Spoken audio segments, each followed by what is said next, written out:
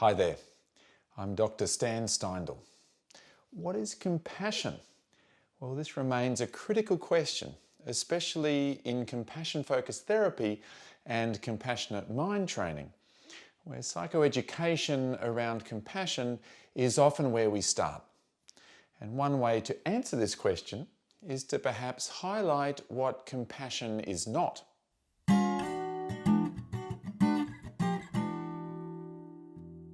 So here you go, 10 things compassion is not. Compassion is not a feeling.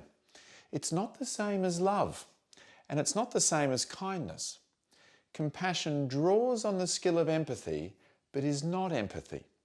It's definitely not pity, and it's not simply being nice. There's nothing indulgent about compassion. It's not weak. Compassion is not easy, and it is good, but it doesn't always feel good. Okay, so let me explain.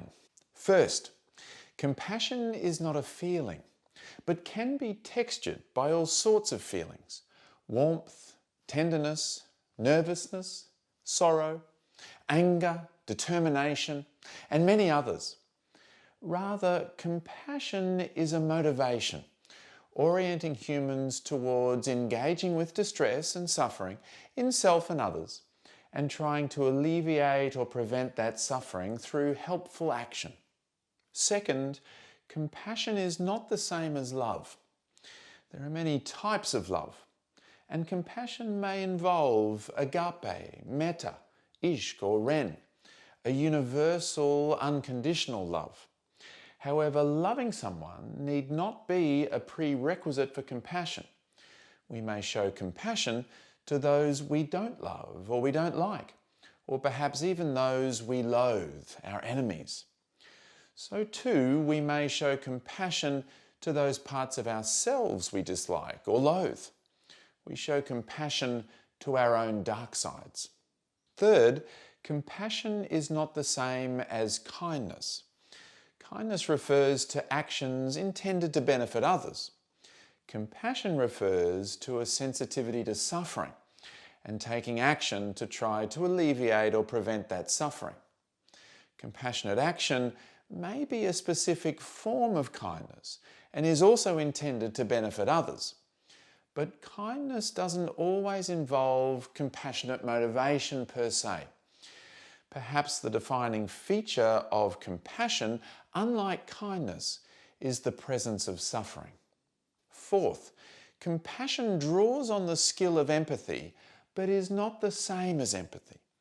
Empathy is the ability to sense and understand the feelings and perspectives of somebody else, or even the different parts of ourselves. Empathy as a competency can be brought to lots of motivations, sometimes even competitive or cruel motivations, and sometimes it can be brought to a compassionate motivation.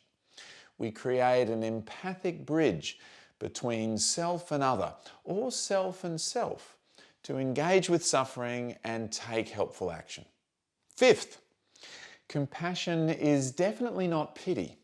Well, it is and it isn't. In the 1300s, pity was a synonym for compassion. But more recently, negative connotations became attached to the word pity.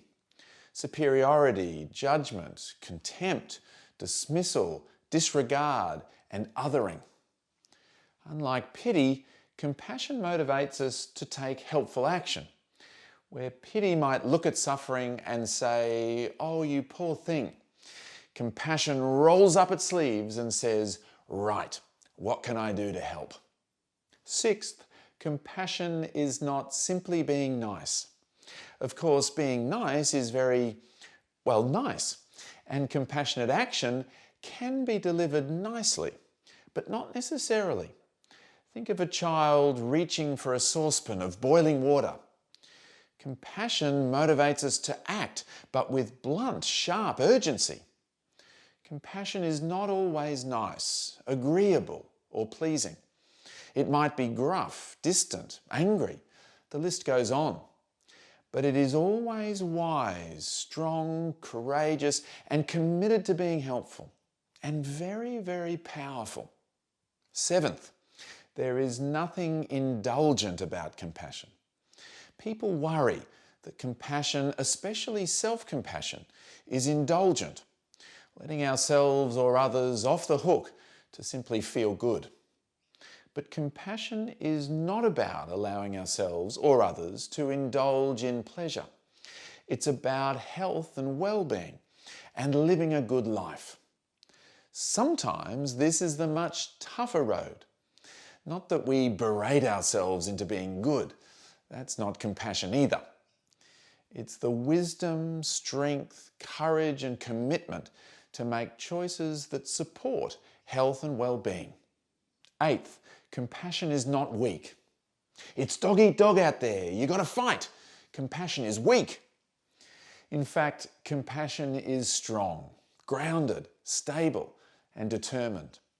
And it has to be. Compassion is about suffering, and that can be very scary. We roll back our shoulders, lift our chin, and find a sense of solid ground beneath our feet. We steady ourselves with the breath. We muster the strength to move towards suffering, whether that be someone else's suffering or our own. And when we feel strong enough to do that, the effect is powerful and sublime. Ninth, compassion is not easy. Nope, not by a long shot. Compassionate engagement means being sensitive to suffering and balancing sympathy and empathy with distress tolerance. Compassionate action means trying to be helpful and working out just what might be the best way to alleviate or prevent suffering. Neither of these are easy. They take a lot of awareness, wisdom, strength, stability, courage, care, commitment, determination, practice. Nope, not easy. And the 10th thing that compassion is not? Well, compassion is good, but it doesn't always feel good. Compassion is about alleviating and preventing suffering, and it focuses on our well-being now and into the future. As a result, compassion for others and ourselves can involve making the tough decisions, doing the hard yards, and sometimes sacrificing what might feel good now for what is good in the long term. Think of a compassionate parent. Eat your vegetables, do your homework, brush your teeth. Compassion wants what's good for us. So, there are 10 things compassion is not. I hope you enjoyed this video, and I'm interested in what you might think. Perhaps you agree with my list, or perhaps you disagree. Let me know in the comments below. We actually explore and discuss what is compassion and how to cultivate the compassionate mind in my Compassionate Mind training course.